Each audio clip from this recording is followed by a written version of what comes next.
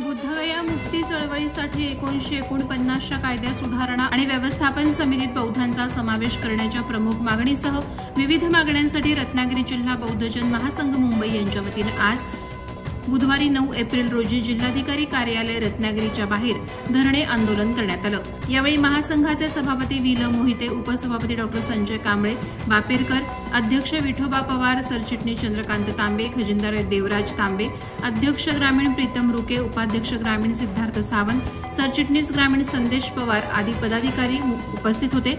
यावेळी बोलताना सभापती विल मोहिते म्हणाले, पूर्णपणे या देशाला जो बौद्ध धम्माचा आचार विचार आणि वारसा ऐतिहासिक महत्त्व लाभलेलं आहे। या ठिकाणी जिथं भगवान गौतम बुद्धांना ज्ञानप्राप्ती झाली, सम्यक संबोधी ज्ञानप्राप्ती झाली, खऱ्या अर्थानं बौद्ध धर्माच्या आणि भगवान गौतम बुद्धांच्या जीवनाशी निगडीत असलेलं हे आमचं अत्यंत श्रद्धास्थान असं ऐतिहासिक तळ आहे।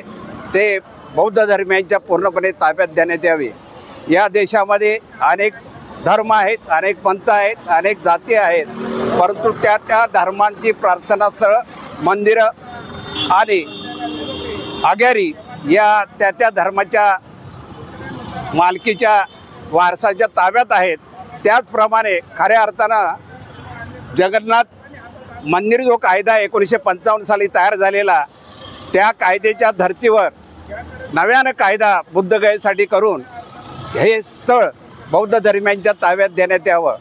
कुठल्याही बौद्ध धर्मियांच्या स्थळामध्ये कायद्याची जी तरतूद केलेली आहे, मग विकास असेल, संवर्धन असेल, व्यवस्थापन असेल, कारभार असेल, त्यांना पूर्ण अधिकार स्वायत्ता दिलेली आहे। त्याच पद्धतीनं बौद्ध धर्मीय या देशातले नागरिक आहेत, खऱ्या अर्थानं बौद्ध धर्माचे पाईक आहेत आणि बाबासाहेब आंबेडकरांच्या विचाराचे वारसदार आहेत। खऱ्या अर्थानं बोधिसत्वानं 1956 साली बौद्ध धर्माची नवीन विचारधारा या देशात पुन्हा प्रज्वलित केलेली आहे। ही तेवत ठेवण्यासाठी आमचं हे सांस्कृतिक आंदोलन जे आहे ते खऱ्या अर्थानं यशस्वी होईल।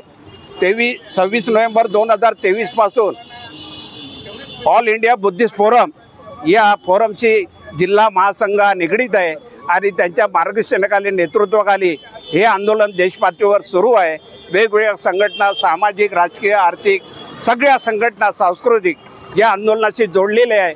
हेच खरं आंबेडकरी चळवळीचं फार मोठं सामर्थ्य आहे आणि महाराष्ट्रामध्ये बाबासाहेब आंबेडकरांची कर्मभूमी असल्यामुळं खऱ्या अर्थानं या आंदोलनाला वेगळं परिमाण देण्याचं काम महाराष्ट्रातील बौद्ध जनता दिल्याशिवाय राहणार नाही अशी एक खात्री बाळगतो। आणि या ठिकाणी जे आंदोलन सुरू आहे त्यामध्ये प्रामुख्यानं मागण्या की बोधगया मंदिर अधिनियम जो आहे तो रद्द करण्यात यावा, बौद्ध धर्मियांच्या ताब्यात हे स्थळ देण्यात यावं आणि त्यांचं मॅनेजमेंट जे आहे पूर्णपणे बौद्ध धर्मियांच्या मालकीचं असावं, या प्रकारची प्रामुख्यानं मागणी आहे। प्रहार डिजिटलसाठी दुर्गेश पिलणकर, रत्नागिरी।